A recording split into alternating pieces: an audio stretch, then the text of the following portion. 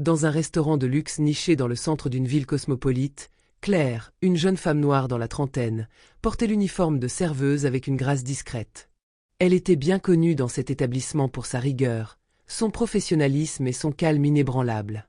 Pourtant, sous son apparence tranquille, Claire cachait un talent rare, celui du piano.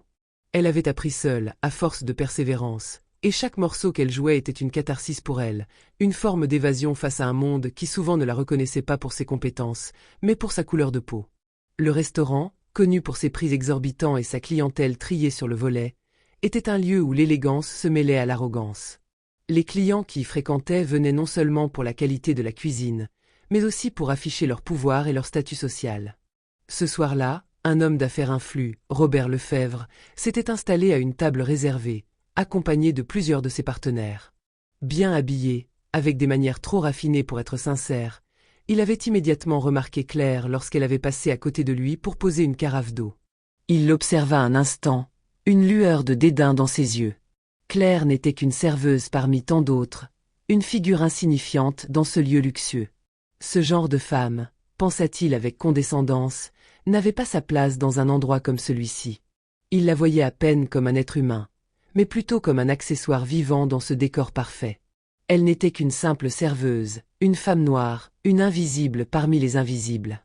Dans son esprit, son rôle était clair, être discrète, se faire oublier, exister uniquement pour satisfaire les désirs des clients comme lui. Il avait l'habitude de voir ce type de personnes dans ses restaurants chics, des gens qui se taisent et qui obéissent, qui ne devraient jamais perturber l'image de perfection qu'il appréciait tant. Robert ne remarqua même pas combien il était aveugle à l'humanité qui se cachait derrière ce visage calme, ni à la dignité que Claire portait avec une telle aisance. Il la traitait comme un accessoire, comme un instrument au service de son divertissement. Une serveuse, un rôle réduit, limité.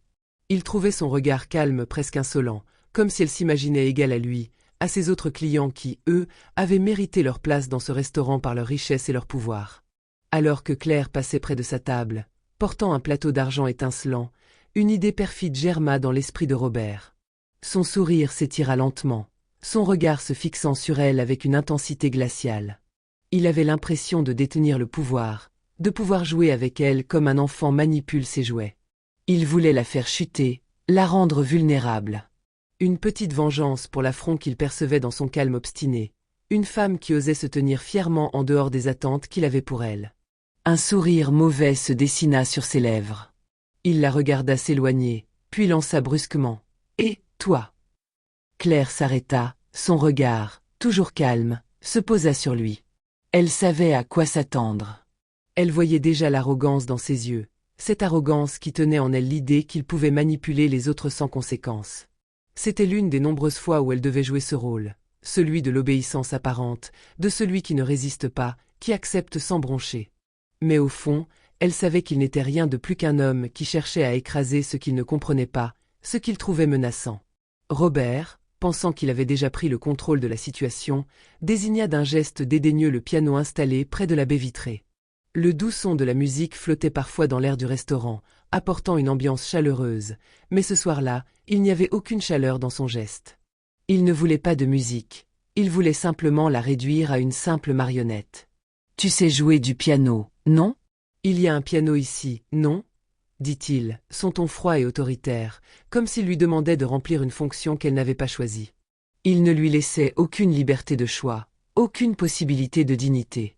À ses yeux, elle était simplement là pour répondre à ses caprices, comme une serveuse qui apportait des plats ou des boissons. Et ce qu'il voulait, c'était cette petite touche d'humiliation publique qui lui permettrait de se sentir supérieure, de confirmer sa place au sommet de la hiérarchie sociale. Claire sentit une pointe d'inconfort la saisir, un malaise familier qui serra son ventre. Elle savait ce qui l'attendait. Il ne s'agissait pas de musique, il s'agissait de le divertir, de lui offrir un spectacle où il serait le roi et elle, l'objet. Mais elle avait appris à rester calme dans ces moments-là, à ne pas se laisser envahir par l'émotion, à ne pas céder à la colère qui montait en elle. Elle répondit poliment, mais ses paroles étaient glacées. « Oui, je joue parfois quand l'occasion se présente. » Robert sourit davantage, comme s'il avait gagné. Ce n'était pas la musique qui l'intéressait, ce n'était pas le talent qu'elle pouvait offrir, c'était le pouvoir qu'il exerçait sur elle.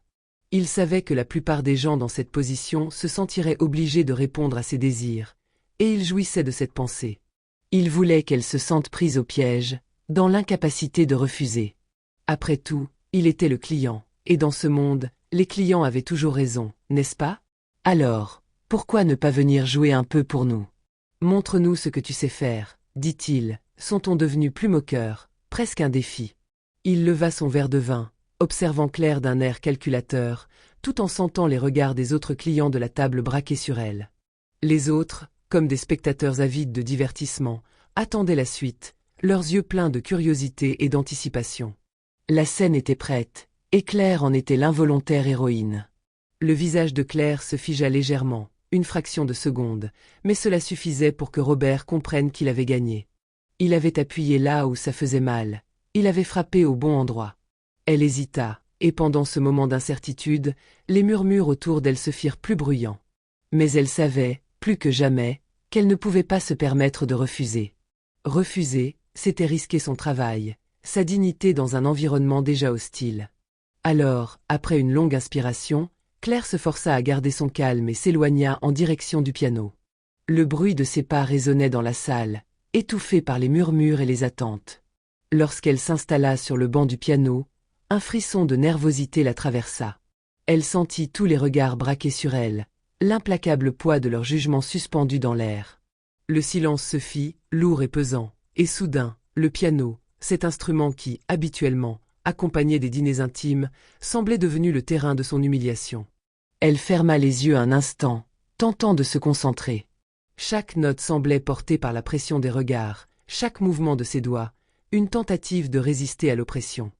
Au début, les accords étaient hésitants, les mains légèrement tremblantes sous la pression, mais à mesure que les premières notes se glissèrent dans l'air, une sensation étrange, presque cathartique, envahit Claire. La musique devint son ancrage, un moyen d'échapper à l'atmosphère pesante de la salle. Elle ferma les yeux un instant, comme si la mélodie lui permettait de s'évader dans un monde où le jugement et la moquerie n'avaient pas de place. Les touches sous ses doigts semblaient respirer avec elle, et chaque vibration qu'elle créait lui offrait une forme de libération. Elle sentit la tension dans ses poignets se dissiper peu à peu. Le rythme de ses mains devint plus fluide, plus sûr, et son corps se laissa porter par la musique. Chaque note qu'elle jouait semblait se fondre dans l'air, épousant les contours de ses émotions, ses frustrations, mais aussi ses espérances. Elle jouait pour elle-même, en silence, mais aussi pour chaque homme et chaque femme qui, un jour, avaient dû faire face à l'indifférence ou au mépris. La salle, qui au départ semblait tendue, commença à se suspendre à chaque mouvement de ses doigts. Les invités d'abord déconcertés par l'incident, se tournèrent lentement vers elle. Leurs murmures se turent, remplacés par l'écho de la musique qui se diffusait, enveloppant l'espace avec une force tranquille. Elle avait choisi une mélodie simple mais poignante, une composition qui portait en elle tout ce qu'elle avait vécu. La musique n'était pas seulement un acte d'oubli, elle était devenue un acte de résistance. C'était comme si, à chaque touche effleurée, Claire posait un geste contre les injustices qu'elle avait traversées, contre ceux qui, comme Robert, croyaient pouvoir la réduire à une simple figure invisible, à une serveuse sans histoire. Le contraste entre la beauté pure de la mélodie et le cynisme de son agresseur était saisissant. La musique devenait son arme, et chaque note semblait repousser les moqueries, les tentatives de la rabaisser. Elle n'était pas juste une serveuse. Elle était une femme forte, une artiste, une âme résiliente. Robert, qui s'était amusé au début, se sentit soudainement pris dans un piège qu'il n'avait pas vu venir. Ses yeux se firent durs, ses pensées se brouillèrent. La scène qu'il avait voulu orchestrer, celle d'une humiliation en public, s'était retournée contre lui. Ce qu'il avait perçu comme une distraction sans importance était en réalité un appel vibrant à la dignité, une forme de rébellion silencieuse qui le dépassait. Il ne comprenait pas pourquoi la musique le touchait si profondément, pourquoi il ressentait une gêne sourde monter en lui. Il avait sous-estimé Claire, et maintenant, il se retrouvait face à une version d'elle qu'il ne pouvait plus ignorer. La dernière note de la mélodie s'éteignit dans un soupir d'air, et le silence qui suivit n'était pas lourd de malaise, mais d'une forme de respect instinctif. Claire, le regard toujours fixé sur ses mains, ne chercha pas à capturer les regards admiratifs qui se tournaient vers elle. Les applaudissements fusèrent, non pas de politesse, mais d'une reconnaissance sincère de son talent, de sa présence. Robert, en revanche, se leva avec difficulté. Il n'avait pas prévu cela. Ces mots, maladroits et dénués de toute sincérité, se frayèrent difficilement un chemin jusqu'à ses lèvres. C'était « très bien, vraiment ». Mais sa voix, tremblante, manquait de toute autorité, de tout pouvoir. Elle avait non seulement joué pour se libérer, mais aussi pour briser son emprise sur elle. Claire se contenta de répondre par un simple merci avant de quitter le piano, son esprit encore empli des échos de la musique. Son corps, tendu tout à l'heure, se détendit légèrement. Elle avait non seulement gagné son respect, mais elle avait aussi pris une revanche subtile contre le regard de mépris qu'on lui avait jeté. Avant de quitter définitivement la scène, Claire se tourna vers lui, ses yeux emplis d'une force tranquille, et ses mots résonnèrent dans l'air. Peut-être qu'il est temps d'arrêter de juger les gens avant de comprendre qui ils sont vraiment. Robert garda le silence. Il se sentit soudainement comme un petit garçon, réduit à la position qu'il pensait pouvoir infliger à Claire.